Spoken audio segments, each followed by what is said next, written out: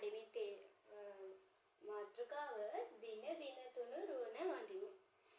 එහෙනම් බබාලා සේරම ඔයාලගේ පළවෙනි කවිය බලා ගන්න. පළවෙනි කවිය ඔන්න අහගන්න මම කියනවා. පළමුව බුදු රුවන වඳිමි. දෙවනුව දම් රුවන වඳිමි. තෙවනුව සංග රුවන වඳිමි. දින දින තුණු රුවන වඳිමි. දැන් අපි ඉස්සරවම පන්සලට ගියපුවාම වඳින්නේ කාටද? අපි ඉස්සරවම වඳින්නේ බුදුහාමුදුරුවන්ට. දෙවනියට වඳින්නේ ධර්මයට. එහෙම නැත්නම් දම් රුවනට. තුන්වෙනියට වඳින්නේ සංඝ රුවනට. අපි ඊට පස්සේ හැමදාම මේ තුනුරුවන් වලට වඳිනවා. ඒක තමයි ළමයි මේ කවියෙන් කියන්නේ. තේරුණාද? ඒ කියන්නේ තුනුරුවන් කියන්නේ බුදු රුවන, දම් රුවන, සංඝ රුවන කියන මේ තුන. එහෙනම් ඔන්න ඔයාලා ටික දෙවෙනි කවිය බලා ගන්න. සැමටම සමමිත වීදු නිවනට නිසි මඟ පෑදු නව ගුණ කුත්කිතු ගොස වීදු මුනි සඳු නම දිමි සාදු. සැමටම සම සෙත වීදු කියන්නේ හැමෝටම සමානව සෙත සලසනවා කියලා. නිවනට නිසි මඟ පෑදු.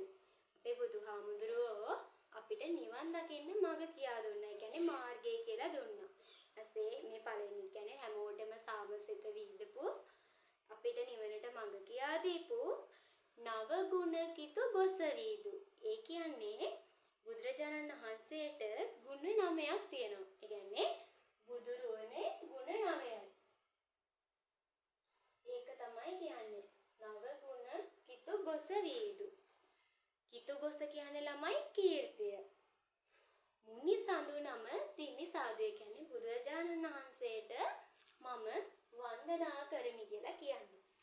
එහෙනම් තුන්වෙනි කවිය බලා ගන්න. පිළිපැදුමින් දෙන අමදම් සය ගුණයෙන් යුතු මනරම් අප මුනිදුන් දෙසු සදහම් සදහැ සිතින් මම නමදි. පිළිපැදුමින් දෙන අමදම් පිළිපදින්න දෙන අමදම් කියන්නේ අමාදහරය කියන්නේ අමාදහරය කියන එක තමයි මේ අමදම් කියන්නේ ධර්මය. සය ගුණයෙන් යුතු මනරම් ඒ කියන්නේ ළමයි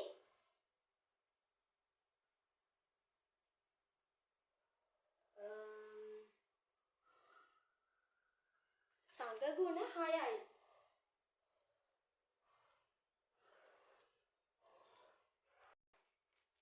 ඒ කියන්නේ ටීචර්ට චුටි වැරද්දක් වෙලා තිබුණා. ඒක මම හැදුවා මේ බුදු ගුණ බුදු රුවනට ගුණ 9යි. දැන් අපි කතා කරන්නේ දම් රුවන. ඒ කියන්නේ දම් රුවනට ගුණ 6යි. ඒක තමයි මේ කියන්නේ සය ගුණයෙන් යුතු මනරම් කියලා. අප මුනිදුම් දෙසු සදහම්. ඒ කියන්නේ අපේ බුදුහාමුදුරුවෝ තමයි මේ සද්ධර්මයේ දේශනා කළේ. ඒක තමයි මේ කියන්නේ අප මුනිදුන් දෙසු සදහම් කියලා.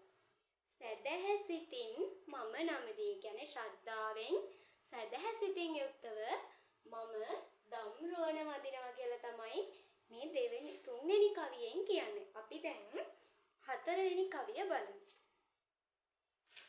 බුදු සමිඳුන් දෙසු විලසින සිරි සදහම් මග සුරකින නව ගුණයන් යුතු සංගගණ මම නමදින් සිත සතුටින. කියන්නේ බුදු සමිඳුන් දෙසු විලසින අපේ බුදුහාමුදුරුවෝ දේශනා කරපු විදිහට සිරි සදහම් මග සුරකින මේ ශාස්ත්‍රධර්මයේ කියන්නේ දහම් රුවනේ මාර්ගයේ යන ඒ කියන්නේ ධර්මයේ මාර්ගයේ යන නව ගුණයෙන් පිරි සංගගණ. ඒ කියන්නේ සංඝ රුවනේ ගුණ තියනවා 9ක්. 9 ගුණයෙන් පිරි සංගගණ මම නමදින් සිත සතුටින. මම වඳිනවා සිත සතුටින් කියලා කියන්නේ. කියන්නේ සංඝ ගුණ 9 සංඝ ගුණ සංගරුවනට මම සිත සතුටින් වඳිනවා කියලා. දැන් පුතේ අපි බැලුවා නේද අපි බලමුද ක්‍රියාකාරකම්. පළවෙනි එකේ කියන්නේ මෙම පාඩමේ සඳහන් පරිදි බුදුගුණ කීයද? බුදුගුණ ඇවිල්ලා 9යි. අපි මේ කවියේ තියෙනවා නව ගුණ කිත කොස වීදු. ඒ කියන්නේ බුදුගුණ 9යි කියලා. ඊපස්සේ කියනවා දහම් ගුණ කීයද? දහම් ගුණ 6යි. මේ බලන්න කවියේ තියෙනවා සය ගුණයෙන් යුතු මනරම්.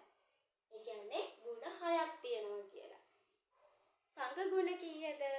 සංඝ ගුණන් 9යි. නව ගුණයෙන් යුතු සංඝ ගණ තියෙනව නේද? ඊට පස්සේ දෙවෙනි ක්‍රියාකාරකම තියෙනවා ඔයාලට මෙම පද්‍ය කටපාඩමින් මිහිරි ලෙස ගායනා කරන්න. ඒක නම් ඔයාලට කරන්න පුළුවන් නේද? එහෙනම් ඔයාලගේ පළවෙනි පාඩම ඉවරයි. තව ඊළඟ පාඩමකින් හම්බෙනකම් පුතාලා සේරම මේ කවි ටික කටපාඩම්